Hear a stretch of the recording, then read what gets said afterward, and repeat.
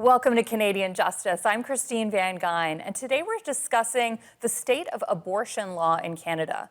The recent leak from the Supreme Court of the United States has started a lot of people talking about what the current law in Canada is. What laws govern abortion in our country? Is there a constitutional right to abortion? And how are abortions regulated? And what does access look across our country? This is a controversial topic for many people. And indeed, me saying it's controversial may itself be controversial. But many Canadians seem to know more about the abortion laws of our southern neighbors than the laws that directly impact them. So today we want to change that by doing a deep dive into the current law in Canada. For this explainer episode, we're joined by two legal experts, Professor Daphne Gilbert and Professor Carissima Mathen, who both teach at the University of Ottawa School of Law. Thank you both so much for joining me today. Professor Gilbert, I'll start with you. The Roe and Wade decision in the United States established a constitutional right to abortion in that country, although obviously now it looks like that's about to be overturned. I think what a lot of Canadians want to know is, what's the status in Canada? Is there a constitutional right to abortion in this country? The Supreme Court has not come right out and said that there's a constitutional right to abortion. The Morgentaler decision in 1988 was about a particular provision in the criminal code that operated unfairly, and the court struck down that provision as unconstitutional, but left open the possibility that another kind of regime would work or could work in Canada. But I think since then, that was 1988, so there's a lot of time has passed. There's been decisions of the court since then around bodily autonomy, decision-making, choice-making, most notably in 2015 in the Carter case, which was around medical assistance in dying. A lot of the language the court used in that case, if you put abortion in instead of medical assistance in dying, the same rationales would work. And I think now you would find the court saying there is a constitutionally protected right to abortion, but we haven't got that actual explicit decision. So, Professor Mathen, the landmark case on abortion in Canada was this Morgentaler decision that Professor Gilbert mentioned. But that case was about striking down a particular law, a law that required women seeking abortions to get approval from a committee of doctors. It wasn't about sort of a standalone abortion as a right itself, as Professor Gilbert articulated. So what can you tell me about the Morgentaler case and its background and what it did for Canadian law? Sure. So as you point out, the Morgentaler case dealt with a particular criminal provision, which made it an offense to procure or receive an abortion, but it had an exception set out. So it set out a defense. And the defense was very cumbersome. It required numerous doctors to be involved. It could only be performed in what the code defined as accredited hospitals. And what the Supreme Court found, it's important to note that there were actually three separate opinions in the Morgentaler majority. What they found was, first, that by setting up the defense in the way that it did, Parliament made that defense illusory, so that the defense would not apply in circumstances where the legislature had indicated that it thought that a person should have a defense for a therapeutic abortion, and the court found that fundamentally unfair. The court also noted that abortion is both it's a personal choice, but it also impacts health, and so those both fall under Section 7. And so I sorry, Professor Mathen, not to interrupt, but Section 7, for our viewers who don't know, is life, liberty, and in this case, it would be security of person. Is that correct? That's right. So Section 7, because it was a criminal case that arose under this life, liberty, and security of the person provision.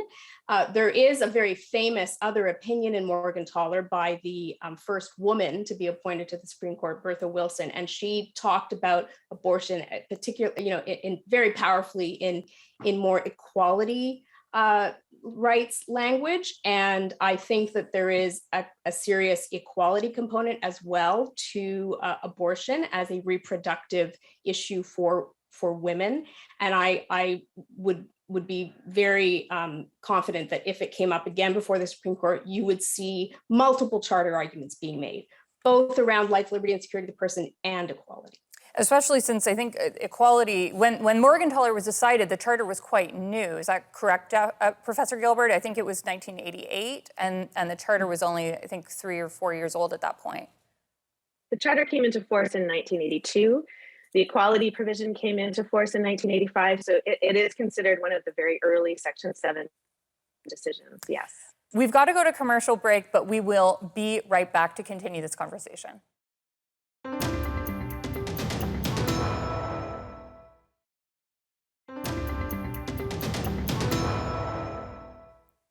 Welcome back to Canadian Justice, where we're having a look at what the current law on abortion is in Canada. Now, Professor Mathen, since the Morgentaler decision, the federal government has not enacted a law about abortion. My question is, could they? I mean, let's think about it from, I guess, both sides of what could theoretically happen. Could a federal government enact a criminal prohibition where they say no elective abortions after a certain date? And if they did, might that pass constitutional scrutiny? And then on the other side, could they enact a law enshrining a right to abortion either constitutionally or by way of strengthening abortion access by way of statute? I'll start with you, Professor Mathen. So the Parliament of Canada, the federal government, has a very broad power to make criminal law. So could they, under their constitutional authority to make criminal law, say, we think abortion is evil and should be prohibited? I think they would have the power to do that, but I think it would be very difficult to justify it under the charter, because certainly if you just had some kind of time limit on when an abortion could be procured with no consideration of the woman's interests, of health, of life of the mother, for example, I think that would be manifestly unconstitutional. Could they justify some limits? They could try and make that argument. I think it would be difficult. I wouldn't want to say they couldn't do it at all, but it would be quite complex. In terms of enshrining a right, I mean, really, the Constitution of Canada is the most, it's the highest form of rights that we have. And while Parliament could do that in their own, under their own authority, it wouldn't really touch the constitutional questions. So I would see it more as dealing with the criminal law and perhaps enshrining some rights under the Canada Health Act, for example, for access. Professor Gilbert, the same question to you. The federal government hasn't enacted any laws about this, but what could they theoretically enact either to restrict abortion or to better protect it? Well, I totally agree with Professor Mathen around the likelihood of any restrictions being upheld from a constitutional perspective. I don't imagine that that's going to happen, and I don't think it's a realistic future for our abortion rights. As far as access is concerned, the Prime Minister recently said that he was going to look at what he could do to improve access and look at what he could do under the Canada Health Act regulations to improve access. And I think there is a lot that could be done on that side. But the biggest barrier we have in access in Canada right now is a lack of providers. We just don't have enough doctors who are willing to perform abortions. And there's not much you can do other than reduce the stigma around abortions, stop talking about it as something that is problematic, in the hopes that more doctors will be prepared to step up and help. Professor Mathen, I just am curious, why is it that the federal government hasn't enacted any laws? And do you think that there's a chance that they will? Since obviously, as Professor Gilbert just said, the Prime Minister has said that they want to strengthen access. Why haven't they enacted laws to protect abortion as a medical service? Yeah. I guess the moment hasn't been ripe, and because abortion flies under the surface, because we don't have a criminal prohibition, this gets fought at the provincial level, and it really is it's invisible. A lot of the barriers and the really serious consequences just don't get that much attention.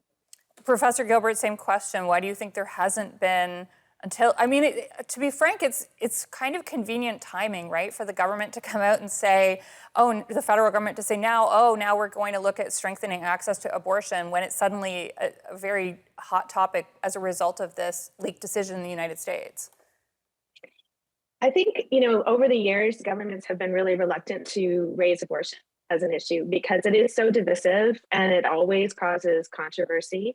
And even though Canadians overwhelmingly favor abortion, our anti-choice groups are heavily funded by their American parent organizations, and they have the ability to put out a lot of propaganda and a lot of noise. And I think personally, I'm always glad when no one starts talking about laws around abortion, because I don't see it as something that can be helped by the passage of a law. What we need is to be treating it like the medical service that it is and strengthening access through that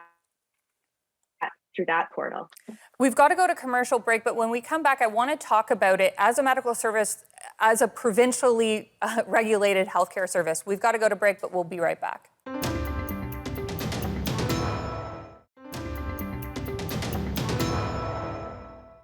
Welcome back to Canadian Justice, where we're discussing the state of Canadian law on abortion. Now, Professor Gilbert, abortion in Canada is a healthcare service, and healthcare is a provincial responsibility. So are there provincial restrictions on abortion? And I'm talking about this separately from, practical access. So for example, I know that abortions are not performed after 23 weeks in Canada, and in some provinces, they're not performed after 12, 13, 14, 16 weeks, depending on the province. But how is that? Is it restricted by law? Is it restricted by regulation? Or is it a resource issue like physician training or physician availability?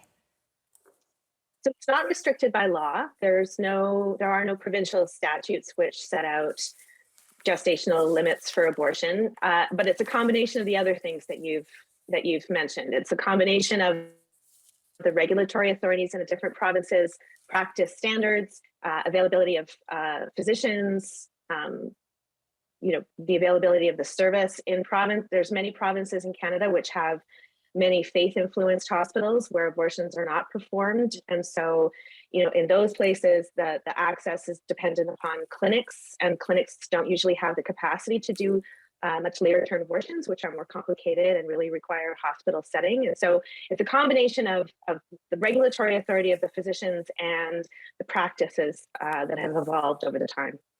Professor Matheson, sort of same question. If there are actually regulations that govern this, the 23-week availability, would those be constitutional restrictions? Have they ever been challenged? I'm not aware of completed challenges, but some provinces have been challenged because of the nature of the restrictions they've placed on abortion. And what the Supreme Court of Canada has said in another case involving Henry Morgentaler is that provinces cannot put in place barriers because they believe abortion is morally wrong. If they do that, then they are in effect making criminal law, and they don't have the power to do that. So it has to very much be grounded in healthcare, in health and in healthcare rationales. And so a strict limit, a gestational limit, like Professor Gilbert talked about, that would seem to me to be suspect, because it would surely depend on the particular case whether an abortion might be unfortunately necessary.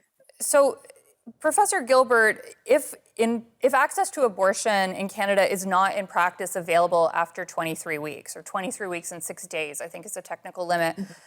I mean, what happens to those women? Let's be clear, 23 weeks is quite far along in a pregnancy, and it strikes me that probably these are most likely to be wanted babies, and that something terrible has happened that means the baby is not viable or that the mother's life is in danger. But in those cases, those terrible and tragic cases, what if abortion's not available, what happens to these women? Well, there's a couple of things that happen. One is women can travel to the United States, where there are certain places where abortions are available up to 26 weeks. And so we have partnership arrangements with clinics in the United States, and we can facilitate that transfer of patient. But also, a lot of those, as you say, those later term abortions are the most heartbreaking. And many of them, I think, lead to induced labor and sort of the baby is born, and the parents get to spend a bit of time with the baby, but it's not an abortion per se, it's an induced labor, and it's just a very tragic circumstance. Yeah, it's really heartbreaking. Professor Mathen, there's also, we're talking now about sort of late stage, but there's of course early stage in the form of abortion medications and pills. What's access to those pills like in Canada? For example, who can prescribe them and when can they be used? It's very patchy. This comes into, this intersects with professional colleges, like including pharmacists and so forth. And really it depends on, are you able to access a licensed professional who is willing to dispense you the medication? And that I think is, it's also a huge issue that lies under the surface. In some places, it's quite straightforward to get this medication, and in other places in Canada, it's much more difficult. And there may not be anyone within your area that is willing to prescribe it. And so then you may have to, for example, see if you can order them by mail. Because this strikes me, I mean, since access is such a hard problem, especially in remote communities, it strikes me as probably a solution to the access issue, at least. We've got to go to break, but I want to delve deeper into the access issue itself when we come back.